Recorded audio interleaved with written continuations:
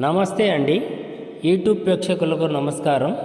ఈరోజు వివాహం కావలెను అన్న విషయం గురించి తెలుసుకోబోతున్నాము. ఈ అమ్మాయి పేరు దీప్తి. ఈ అమ్మాయి తల్లిదండ్రులు చిన్నప్పటి నుండే చనిపోవడం జరిగింది.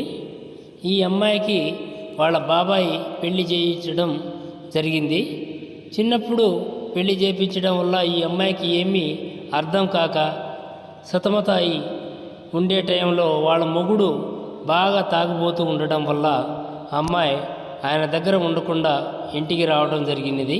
తర్వాత వాళ్ళ బాబాయ్ మాకు మ్యారేజ్ బ్యూరో తరఫున ఈ అమ్మాయికి పెళ్లి చేపియండి అని చెప్పి ఆలోచనతో మా మ్యారేజ్ బ్యూరోకు ఇవ్వడం జరిగింది. అందువలన ఈ అమ్మాయికి ఎవరైనా మంచి సంబంధం కానీ మంచి కుటుంబం కానీ ఉంటే ఈ అమ్మాయికి ఇవ్వగలము. టైంపాస్కి మాత్రం ఫోన్ చేయకండి దయచేసి. ఓకే, శుభం.